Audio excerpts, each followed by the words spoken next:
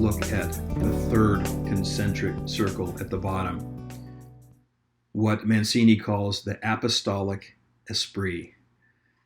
That's a fancy way of taking a look at who you as the church planter are. We have the shared calling, I believe, of Saul who becomes Paul, that God wants to use us to bring his lost children back to him from darkness to light, from the power of Satan to God. But he calls you and me to specific times and to specific situations. So he's given you passions.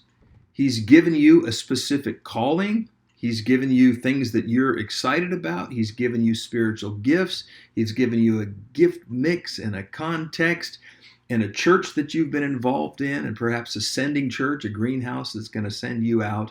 All of these things can be unique to you. So the question here becomes, how do you intersect with the target and the team? You have a local predicament, the people that you're supposed to reach. You have collective potential of the people who are going to come around you as a church planter.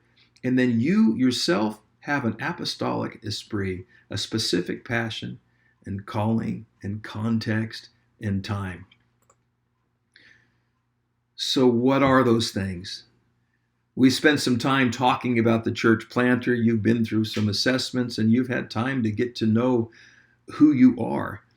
Who you are matters, and who you are intersects with the context in which God called you.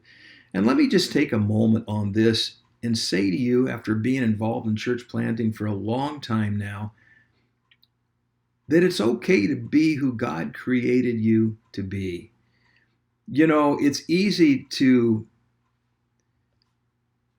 model our mentors, and we should in many ways, but we should not try to duplicate our mentors or other people that we think are the great church planter or whatever. You and I have been called to be who we are and what we bring, and not somebody else.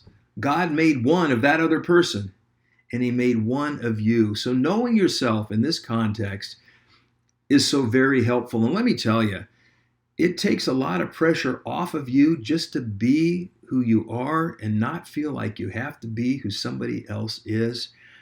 You know, if I'm trying to go be Andy Stanley, just using him, I could use many people. But if I'm going to try to talk like him, I'm just going to frustrate myself, because as I look and think about it, God only made one Andy Stanley or Rick Warren, or these are the older guys that I kind of grew up with. But you have your guys too.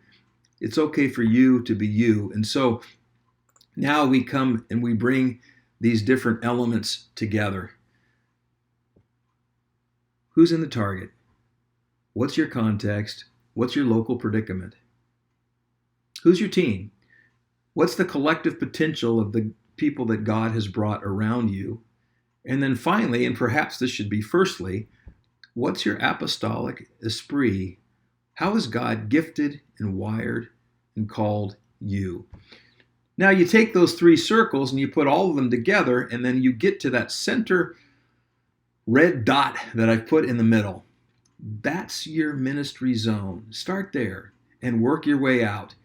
And again, I would say it would be a great exercise to take these three circles and draw them out really big on a huge sheet of paper, and then just start listing the areas of all three, and where those start to come together, where you see common threads, put those in the middle where that red dot is, and you're going to start honing in on the specific mission and method that God has given you to reach the people around you.